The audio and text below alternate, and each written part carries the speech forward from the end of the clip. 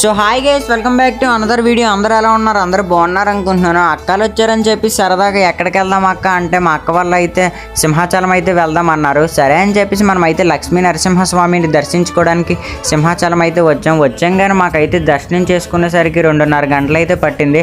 అలా దర్శనం చేసుకుని బయటికి రాగానే ఇంకెక్కడికి వెళ్దాం అక్క అంటే మళ్ళీ మా అక్కలు అయితే కైలాసగిరి అయితే వెళ్దాం అన్నారు. సరే అని చెప్పేసి మనం అయితే ఇక్కడ కైలాసగిరి దగ్గరికి అయితే వచ్చాం. కైలాసగిరికి రాగానే మా అందరికైతే ఆకలి అయితే వేసింది. సరే అని చెప్పేసి పక్కన రెస్టారెంట్ ఉందని చెప్పేసి మేము అయితే లంచ్ అయితే తినేసి పక్కన వైజాగ్ వ్యూ పాయింట్ చూస్తున్నారు ఏ విధంగా అయితే కనిపిస్తుంది.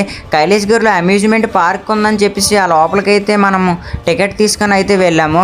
కానీ ఇక్కడ అయితే మనుషులు అందరూ చూస్తున్నారు కదా, రియల్గా అయితే అనిపించింది. కానీ అవి స్టాచ్యూస్ అంట. మీరైతే ఇంకో వింత చూడండి.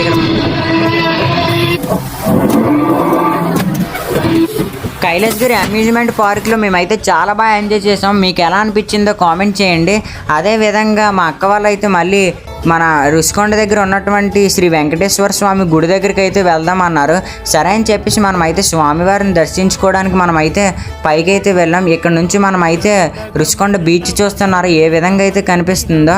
మనమైతే ఇంకా స్వామివారిని దర్శనం చేసుకొని కిందకి రాగానే మా అక్క వాళ్ళని అయితే అడిగాను, అక్క ఇంకెక్కడికి వెళ్దాం అక్క అంటే మా అక్క వాళ్ళు అయితే రుషికొండ బీచ్ దగ్గరికి అయితే వెళ్దాం అన్నారు. చీకట్లో చూస్తున్నారు బీచ్ అయితే ఈ విధంగా అయితే కనిపిస్తుంది. ఇంకా మనం అయితే రిటర్న్ అయిపోయాం. సో గైస్, మీకు కానీ ఈ వీడియో నచ్చినట్టయితే ప్లీజ్ లైక్ అండ్ షేర్ చేయండి. మరిన్ని వీడియోస్ కోసం నా ఛానల్ సబ్స్క్రైబ్ చేసుకోవడం మాత్రం మర్చిపోకుండా ఉంటా. మరి బాయ్.